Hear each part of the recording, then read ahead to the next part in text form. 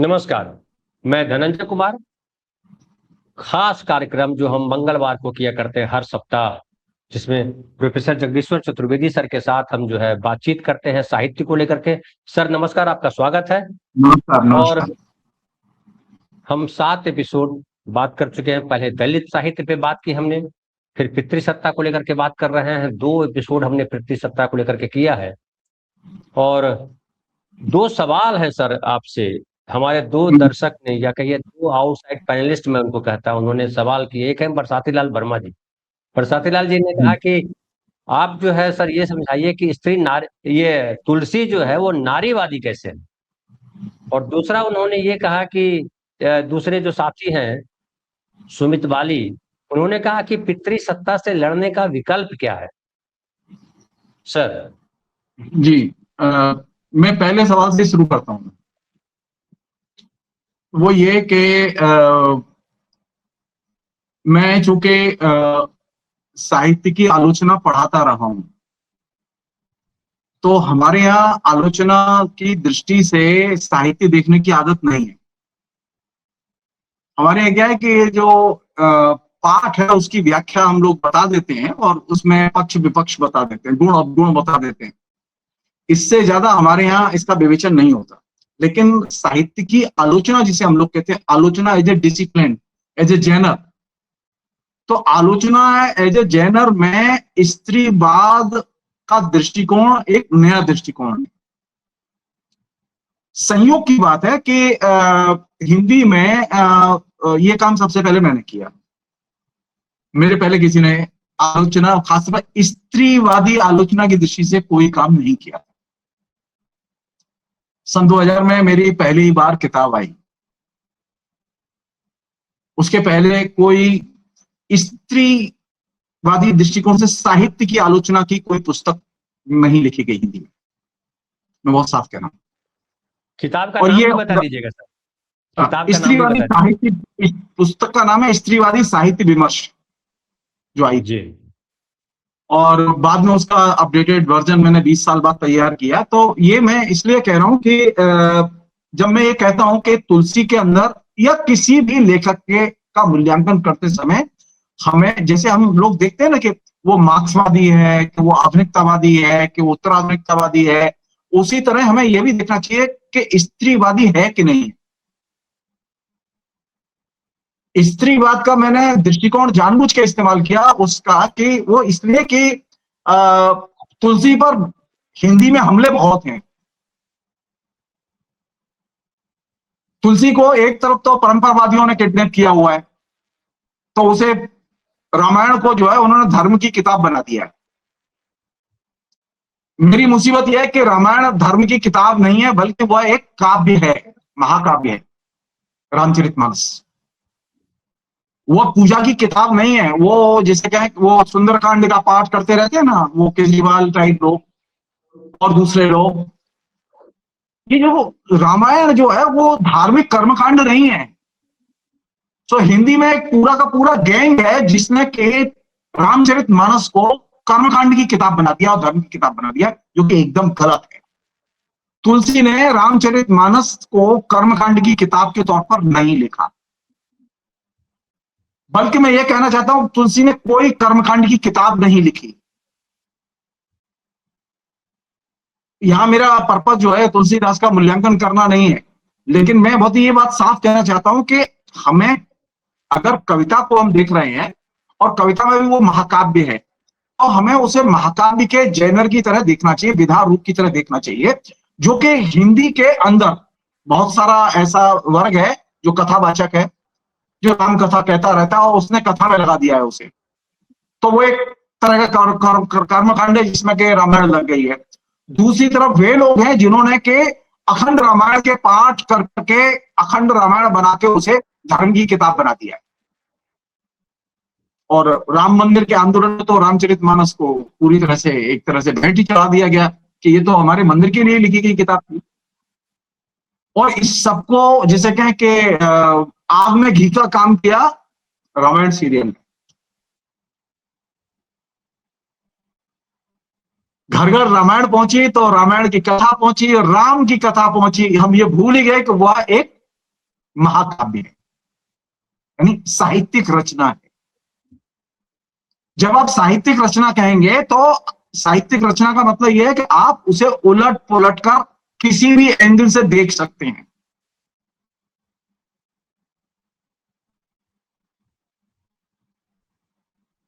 मैं तुलसीदास का मुझे मूल्यांकन करना है, मैं मार्क्सवादी दृष्टिकोण से नहीं पढ़ना चाहता, मैं दलित के दृष्टिकोण से भी नहीं पढ़ना चाहता, मैं पढ़ना चाहता हूं स्त्री के दृष्टिकोण से। तो स्त्री के दृष्टिकोण से पढ़ने का एक अलग से स्कूल है जिसे हम लोग फेमिनिस्ट स्कूल कहते हैं। उसके दर्जनों इतिहासकार हैं, दर्जनों सिद्धांतकार हैं। यह दुर्योग की बात है कि भारत में अभी तक उनकी हिंदी में जानकारी नहीं है। सबसे पहले मैंने ही उन तमाम जो स्कूल हैं उनको लेके हिंदी लिटरेचर और संस्कृत लिटरेचर की प्रॉब्लम को लेकर लिखा, उनकी धारणाओं के आधार पर। मसलन मसलन तुलसी के लिए राम भगवान नहीं है। मैं एक सामान्य सी बात कह रहा हूं, ये राम की कथा के बहाने जो उन्होंने चीज उठाई है वो कौन सी चीज उठाई है? राम की जीवनी बताना चाहते हैं। अब आप देखिए, मध्यकाल का लेखक राम की जीवनी बताना चाहता है। राम बालकांड से शुरू करता है वो, और बालकांड में वो शुरू में ही इस बात को लिखते हैं कि वो क्यों लिख रहे हैं इसको, वो राम के जीवन को बताने के लिए लिख रहे हैं, पूजा के लिए नहीं। पहली बार ये आधुनिक काल में तो अब जीवनी लेखन तो अवाया है, आत्मकथा लेखन अवाया है। मध्यकाल का पहला वह बड़ा लेखक है जो जीवनी लिखता है।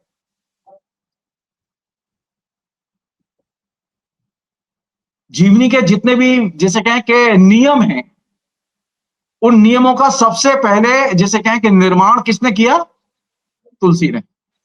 अब हमने क्या किया कि राम कथा अरे राम कथा तो है, लेकिन जैनर क्या है? जैनर है जीवनी, जो आजकल खूब लिखा जा रहा है। आधुनिक काल के आने के बाद में हर लेखक ने अपनी जीवनी लिखी, जिसे हम लोग आत्मकथा कहते हैं। कुछ लेखकों ने जीवनी लिखी। जीवनी और आत्मकथा में फर्क होता है, मैं उसके डिटेल्स में नहीं जा रहा हूं। मैं सिर्फ आपको एक सजेस्ट करना चाहता हूं कि मुझे रामचरितमानस को एक साहित्यिक कृति की तरह देखना होगा, नंबर 1। नंबर 2, जब मैं कहता हूं कि स्त्री की दृष्टि से देखो रामचरितमानस, वर्णवादी व्यवस्था के नाम पर नहीं। जो वर्णाश्रम व्यवस्था की खोज करते रहते हैं उसमें मार्क्सवादी भी शामिल है, इस बीमारी के शिकार हैं। उसमें दलितवादी भी शामिल है, इस बीमारी के शिकार हैं। और इसकी शुरुआत किसने की? इसकी शुरुआत की हिंदी में सबसे पहले मुक्तिबोध ने।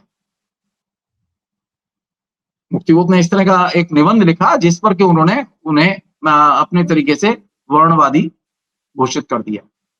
अब उसके बाद तो कुछ सोचने लायक था नहीं, क्योंकि मुक्तिबोध के मानने वाले वैसे ही हैं जैसे सीपीएम के मानने वाले हैं, बिल्कुल कट्टरपंथी। नहीं, साहित्यिक कृतियों को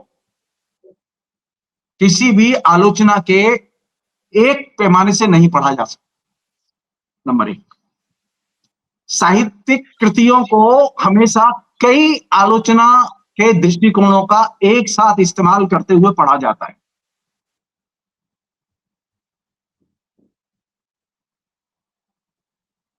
अब मैं क्यों स्त्रीवादी कहना चाहता हूं, मैंने उसमें एक सवाल उठाया था जो मैं बहुत आज और भी ज्यादा इंपॉर्टेंट है, वो इच्छा, स्त्री की इच्छा। सीता रह भी तो सकती थी। सीता क्यों चली गई राम के साथ? उसकी इच्छा थी। सीता क्यों चली गई रावण के साथ जब वो अपहरण करके ले गया? कई फेमिनिस्टों ने लिखा है, उसका मूल्यांकन किया है कि सीता इस मामले में फेमिनिस्ट थी, वो उसका मन आया वो चल दी, और वो इच्छा से गई थी रावण के साथ में। अच्छा, उसका अपहरण नहीं हुआ था? यस। अरे भाई, वो उसने देहरी तो लांग के आई थी, समझने की बात है। जी। वो देहरी से बाहर आई थी, अपनी इच्छा से आई थी, भिक्षा देने के बहाने आई थी, वो किसी के प्रेशर में नहीं आई थी। लेकिन संस्कार और संस्कृति के दबाव में आई थी। ना ना ना ना ना, संस्कार संस्कृति छोड़ दो अभी फिलहाल, उसकी बात बता लूंगा। बात यह है कि उसकी इच्छा, उसने भीख मांगी, उसकी इच्छा हुई कि उसे भीख देनी चाहिए, दैट्स ऑल। आप मेरे एपिसोड का क्या करेंगे मैं नहीं जानता, लेकिन आपकी इच्छा थी कि आपने एक प्रोग्राम रख लिया, आपकी इच्छा थी ये सवाल कर लिया, ये आपकी इच्छा है। मैं जबरदस्ती नहीं कर सकता आपसे। मैं कह सकता हूं नहीं मैं इस पर तैयार नहीं हूं जी, मैं आज बात नहीं करूंगा, तब तो ये बात हुई कि साहब आपको मैंने रोक दिया।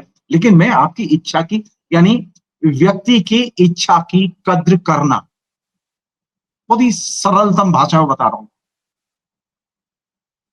तो व्यक्ति की इच्छा की और स्त्री की इच्छा की कद्र करना,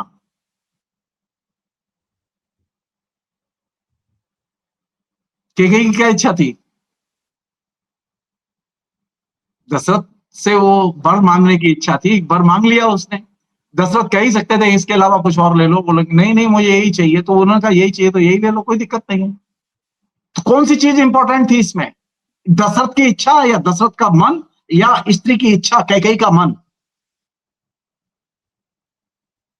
तुलसी सबसे बड़ी चीज जो रेखांकित करता है, जिसके लिए आज आधुनिक काल में हर घर में लड़ाई लड़ी जा रही है, हर लड़की लड़ रही है, मेरा मन, मैं जाऊंगी, मैं बात करूंगी। कल तक था ना ये कि आपके कोई लड़की बात करते किसी से दिखाई दे जाती थी तो घर में कोई कह देता था तो उसकी जम के धुलाई होती थी कि उस लड़के से बात क्यों कर रही थी। मोबाइल ने क्या किया? मोबाइल ने ये किया कि उस लड़की के हाथ में अब एक नहीं दसियों लड़कों के नंबर होते हैं, जो उसके क्लास में पढ़ रहे हैं, उसके साथ के हैं, जिन्हें वो जानती है, और वो धड़ल्ले से बिना किसी डर के वो घर में बात करती है। वही लड़की, वह इंपॉर्टेंट चीज कौन सी है इसमें? स्त्री की इच्छा। तुलसी पहला लेखक है जो कि स्त्री की इच्छा को बहुत महत्वपूर्ण बनाता है। और इस अभी तक हमने क्या किया, हम पुरुष की इच्छा तो जानते थे, उसका महिमा गान करते थे, लेकिन स्त्री की इच्छा को नहीं जानते थे।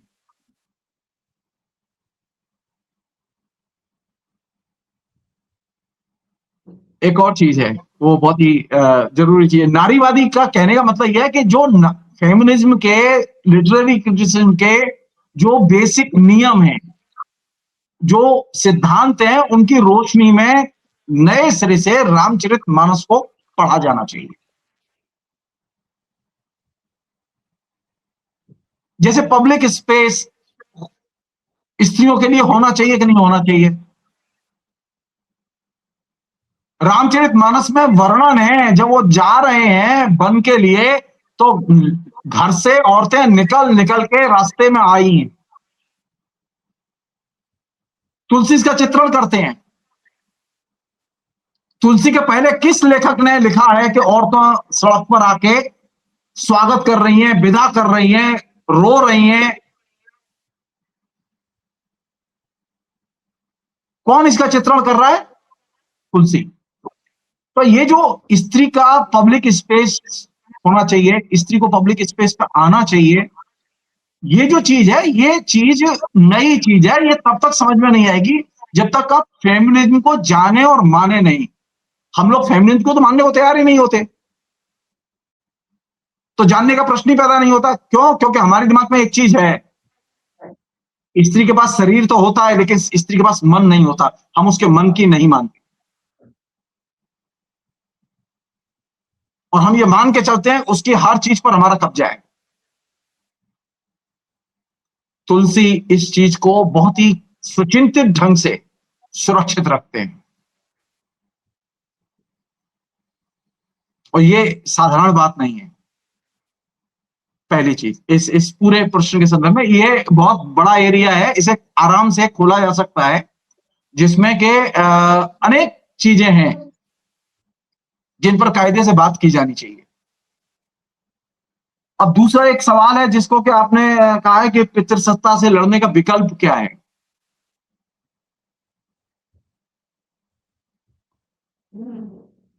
अब जैसे एक तरीका तो भारत के समाज के संदर्भ में बता रहा हूं मैं। हमारे यहाँ परंपराएं हैं ना, जिसे हम लोग ट्रेडिशन कहते हैं। जो परंपराएं जो हमारे यहाँ हैं वो अपने आप में एक बहुत बड़ी समस्या है। हम ये तो जानते हैं कि राजनीति में कौन कौन नेता कैसा है, ठीक, लेकिन हम उसके साथ जुड़ी हुई परंपरा को नहीं जानते, उसके परंपरा के साथ जोड़कर नहीं देखते। हम व्यक्ति को तो देखते हैं, हम उसकी जाति को भी देखते हैं, लेकिन उसके साथ जुड़ी हुई परंपराओं को नहीं देखते देख। हैं। अब जैसे हम इस मीडियम में बैठे हैं तो इस मीडियम का भी अपना एक ट्रेडिशन है। अगर हम इस ट्रेडिशन को नहीं जानेंगे तो हम डिजिटल मीडिया का इस्तेमाल नहीं कर सकते ठीक से।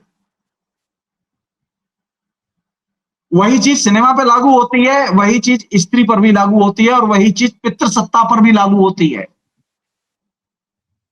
कि पितृसत्ता इंटीग्रेटेड ढंग से काम करती रही है परंपरा के अंदर।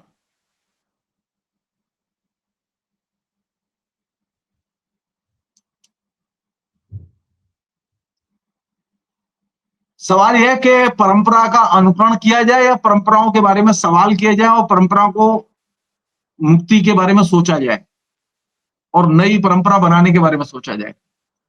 ज्यादातर ये देखा गया है कि आमतौर पर सभी रंगत की विचारधारा के लोग एक बंधी बंधाई परंपरा में चलने के लिए हमेशा उत्प्रेरित करते हैं। वो मार्क्सवादी हैं, वो कहते हैं मार्क्सवादियों की परंपरा का अनुकरण करो। जो कलावादी हैं वो कहते हैं कलावादियों की परंपरा का अनुकरण करो। जो ये जो क्या कहते हैं धर्मपंथी हैं, वे अपने अपने धर्म की परंपराओं का अनुकरण करने पर जोर देते हैं। मैं क्या करूं? एक व्यक्ति वो परंपरा से कैसे अपने को, और परंपरा में शामिल जो पितृसत्ता है, पितृसत्ता का मतलब क्या है? साधारण भाषा में कह रहा हूं, वर्चस्व, जिसे अंग्रेजी में हेजेमनी कहते हैं। तो मैं हेजेमनी से कैसे मुक्त करूं अपने को? अदानी समझ में आता है, अंबानी समझ में आता है, हेजेमनी समझ में नहीं आती लोगों को। पूंजीवाद की जो वर्चस्व है वो किसके हाथ में है? इन्हीं लोगों के हाथ में है। ये आइकॉन है पितृसत्ता के। तो कैप्टन की जब बात होगी तो ये समस्या आएगी ही। जब धर्म में जाएंगे तो ये समस्या आएगी, परंपरा की समस्या आएगी। तो वहां पितृसत्ता किस फॉर्म में है, उस फॉर्म को खोलने की जरूरत है। पहली चीज वो ये कि एक है जिसे कहें कि वर्चस्व, और दूसरा है उसका प्रोसेस। मसलन हम यहां से देखिए, हमारा एक छोटा सा ये आपका चैनल है। अच्छा, यही चैनल तो इसकी एक अपना एक प्रोसेस भी तो है ना। इसमें आप रिकॉर्डिंग कर रहे हैं, फिर उसके बाद में टेलीकास्ट करेंगे, तो उसके बाद में 100, 200, 400, 1000, 2000 लोगों के बीच में जाएगा। ये इसका प्रोसेस। मीडियम वही है जिसमें कि दूसरे लोगों का प्रसारण जो है वो लाखों करोड़ों तक जाता है। हमारा कुछ हजार तक जाएगा, या कुछ 100 तक ही जाएगा, या हो सकता है 2-4 तक ही जाए। एक है हेजेमनी और दूसरी है प्रक्रिया।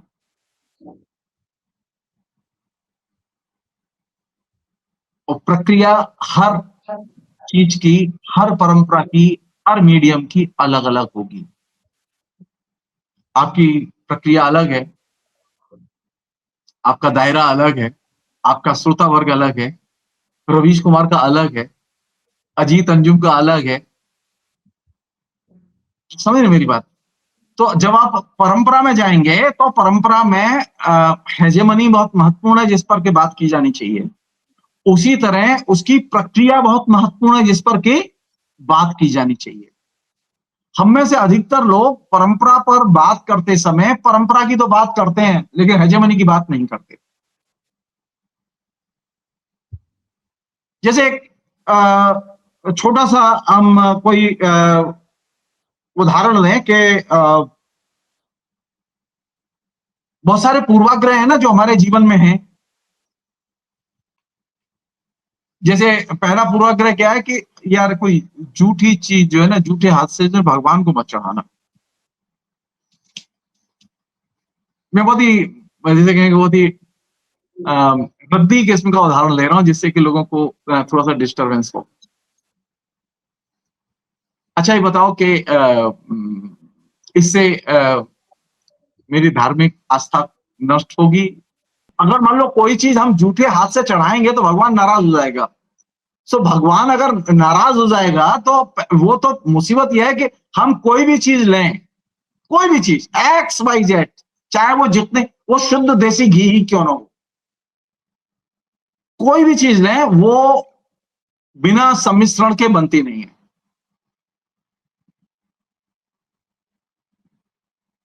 और बिना अनटचेबल लोगों के हाथ के बनती नहीं है। और बिना अनटचेबल वस्तुओं के उपयोग के बनती नहीं है।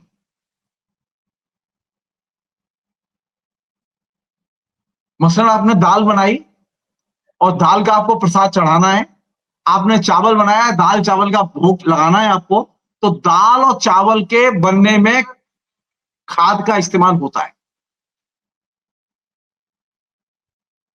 अब बताओ क्या करूं? वह जो खाद है उसमें मल है कि नहीं है? अच्छा, फिर फिर रिपीट कर रहा हूं मैं इसे, मैं उन्हीं की लैंग्वेज में रिपीट कर रहा हूं।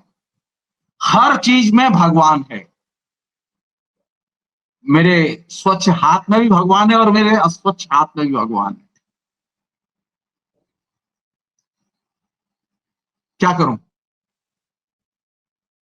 मैं इसमें फर्क कैसे कर सकता हूं? इसलिए आप देखेंगे कि तांत्रिकों ने सबसे अधिक इस पर लड़ाई लड़ी, बोले कि ना, हम ये चीज नहीं मानते। परंपरा में परंपरा में ये जो बहुत सारी जो चीजें हैं उन पर क्रिटिकली और जिसे कहें कि अनुकरण मूलक ढंग से देखने की जरूरत नहीं है। अगर आप पितृसत्ता से बचना चाहते हैं, उसके दबाव से बचना चाहते हैं, मसलन अगर मेरी इच्छा हुई तो मैंने अब जैसे अपना अनुभव बता सकता हूं आपको। मेरे मंदिर पे एक महिला आती है, तो वो अचानक आई और बोले कि आप इतने दिन से नहीं थे, आप पता नहीं कहाँ चले जाते हैं। तो मैंने कहा कि अब तो मैं रहूंगा, आप चिंता मत करिए। तो बोले अच्छा हुआ आप आएंगे। तो उसने अपने थैले से दो दोना में सामग्री निकाली जो प्रसाद के लिए लाई, देवी के प्रसाद के लिए। जानते हैं क्या है? वो जो गोलगप्पे होते हैं ना, अच्छा। वो चटनी वटनी डाल के गोलगप्पे बना के और आलू की टिक्की, एक में आलू की टिक्की एक में गोलगप्पे बना सजा के, वो दो दोने में सजा के लेके आई। उसकी इच्छा है कि वो प्रसाद चढ़ाया जाए। थोड़ी देर बाद ही एक और औरत आती है और वो 5 रुपए की एक ब्रिटानिया की बिस्किट, अच्छा। महाराज ये मेरा प्रसाद चढ़ा दीजिए। समझिएगा। अच्छा, ये दोनों औरतें देवी के मंदिर में ये उत्पात मचा रही हैं। ये बड़ी धार्मिक औरतें हैं, बड़ी अच्छी औरतें हैं, इनने शास्त्र नहीं पढ़ा, ये किसी की विरोधी नहीं है, ये कोई नियम तोड़ना नहीं चाहती, लेकिन ये पूजा अपने मन से करना चाहती है। शाक्तों की परंपरा ये रही है कि वहां इस तरह के नियम भंग की आदत रही है।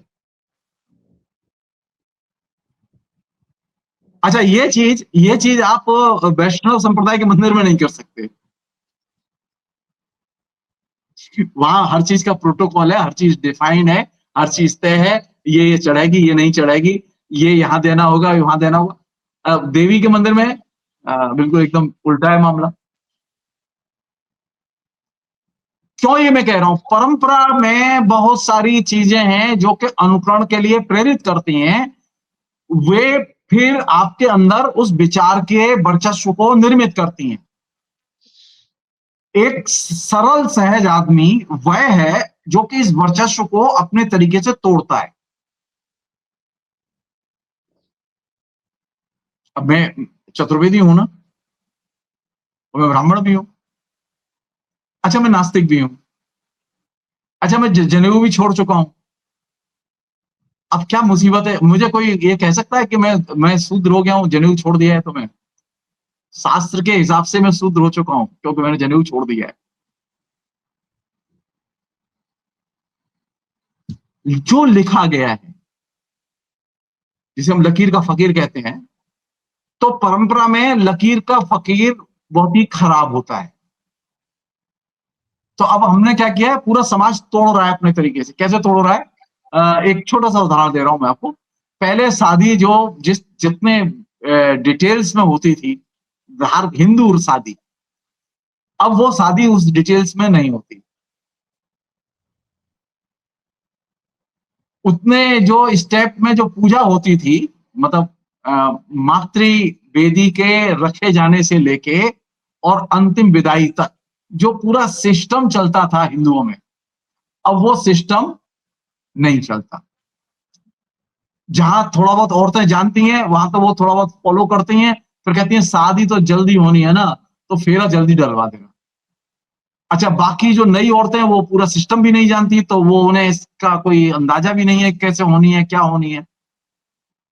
तो वो पंडित से सीधे कह देते, पंडित जी 2 घंटे में शादी होनी है,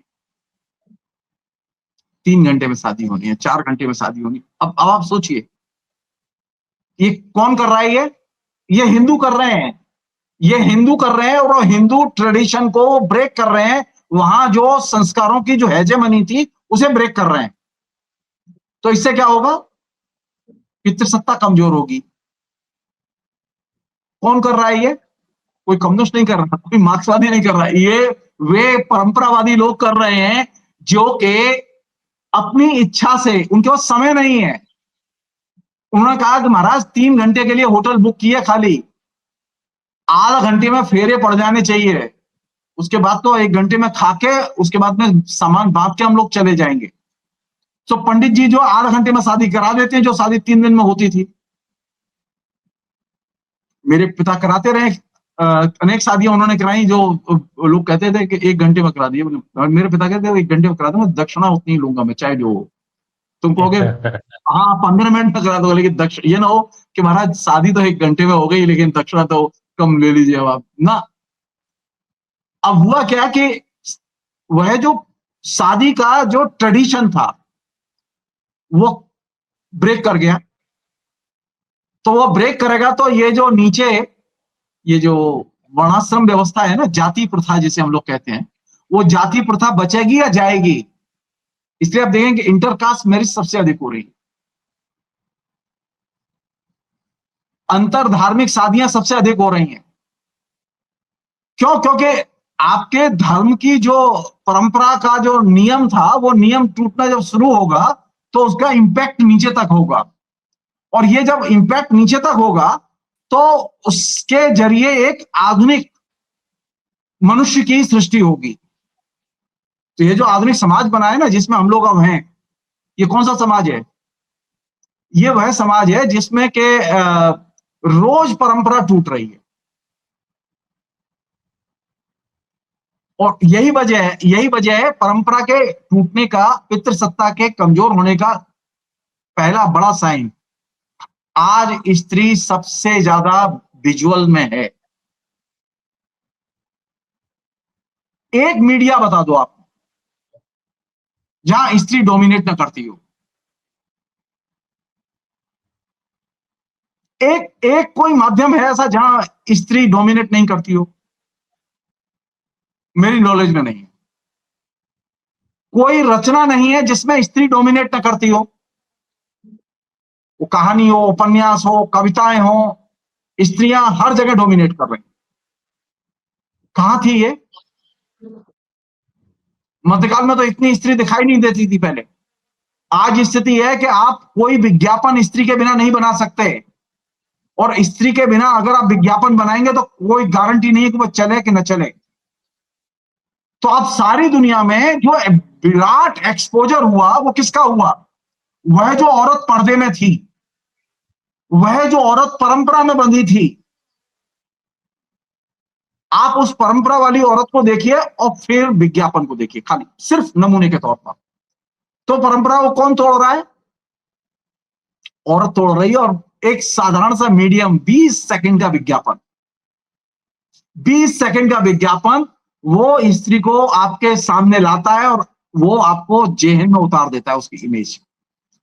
तो आज जो सारी औरतें और सारी औरतों को लेके पसंद, पुरुषों की पसंद, वो कौन सी है? वह जो औरत विज्ञापन में दिखाई जाती है, अब उन्हें वैसी बीवी चाहिए। ये जो शिफ्ट है, परंपरा को जो ही आप ब्रेक करेंगे, उसका अनुकरण करना बंद करेंगे और अपने तरीके से उसका एक रास्ता निकालेंगे। हम परंपरावादी हैं, लेकिन हमने रास्ता निकाल लिया कि शादी 1 घंटे में होनी है। अब अंत में फैसला कहां हुआ है? लड़की शादी के पहले पैंट शर्ट पहनती थी, जीन्स टॉप पहनती थी सिर्फ, और शादी के बाद भी पहनती है, सिर्फ फेरे के समय वो साड़ी पहन लेती है। देखो कि कितने बढ़िया हम लोग एडजस्ट कर लिए हैं। देखो समझ लो तुम। अच्छा, इसमें कौन सी चीज ब्रेक की? पितृसत्ता ब्रेक की। तो उसने एक उसका जो ड्रेस कोड बनाया हुआ था, उस ड्रेस कोड को औरत ने छोड़ दिया। तो जिसे कहें ऑल्टरनेटिव जो सवाल किया गया था, उसी पे मैं इसे यहां समराइज करूंगा मैं, कि ये जो ऑल्टरनेटिव है, वो ऑल्टरनेटिव लोग अपने अनुभव से परंपराओं में इवॉल्व करते हैं। वो कहीं स्कूल में पढ़ने नहीं गए, किसी औरत से नहीं कहा, किसी पंडित ने नहीं कहा कि शादी 3 दिन में नहीं 3 घंटे में होनी चाहिए, किसी पंडित ने नहीं कहा। वो अपने आप ही आते हैं कहने के लिए, तुम्हारा जल्दी शादी होनी, 1 दिन में करा दीजिए, अब आप किसी भी तरह से हो, 1 दिन में हो जाए सारी चीजें। तो हम लोग कहते हैं हाँ 1 दिन में हो जाएगी। तो ये जो चीज है, इसमें जो चीज रीडिफाइन हो रही है, वो कौन सी चीज रीडिफाइन हो रही है? ट्रेडिशन। और दूसरी चीज रीडिफाइन हो रही है हेजेमनी, वर्चस्व। तो किसका वर्चस्व कम हो रहा है? परंपरा अगर रीडिफाइन हो रही है, परंपरा अगर संकुचित हो रही है, उसकी जगह नई परंपरा जन्म ले रही है, तो आप तय मानिए स्त्री अपना नया स्पेस क्रिएट कर रही है। वह पहले घूंघट में थी, अब कोई लड़की घूंघट में फेरे नहीं डालती। और ये साधारण शिफ्ट नहीं है, ये बहुत बड़ा शिफ्ट है। पहले उस लड़की को देखना अपने आप में मुश्किल होता था, आज से 60 साल 65 साल पहले। लेकिन इस पिछले 60 साल में जो रेवोल्यूशन हुआ है, वो रेवोल्यूशन देखने लायक है। जबकि किसी ने जुलूस नहीं निकाला, पर्दा प्रथा के खिलाफ में किसी ने जुलूस नहीं निकाला पूरे देश में, लेकिन पर्दा प्रथा उठ गई। कैसे उठ गई? क्योंकि आपने ट्रेडिशन में छेद किया, और ट्रेडिशन में छेद करके आप जिस दिशा में गए, वो दिशा कौन सी थी? वह स्त्री को उसने एक नया स्पेस दिया। बिल्कुल, ये मोबाइल ने बदल दिया वो खेल। मोबाइल जब से आया है तब से स्त्री का सब बदल गया, जी बहुत बदल जी गया। जी बिल्कुल जी जी जी। जी। तो बहुत बहुत धन्यवाद सर। आज मुझे लगता है जिन्होंने सवाल किए थे उनके सवाल का भरपूर जवाब मिल गया है। और फिर हम अगले मंगलवार को वापस मिलेंगे आपके साथ पितृसत्ता के दूसरे आयाम पर। बहुत बहुत धन्यवाद सर। और आप थैंक यू। तमाम साथी जो देख रहे हैं, आपका भी बहुत बहुत आभार। और जिन्होंने चैनल सब्सक्राइब नहीं किया, सब्सक्राइब कर लें। और बहुत बहुत धन्यवाद, शुक्रिया।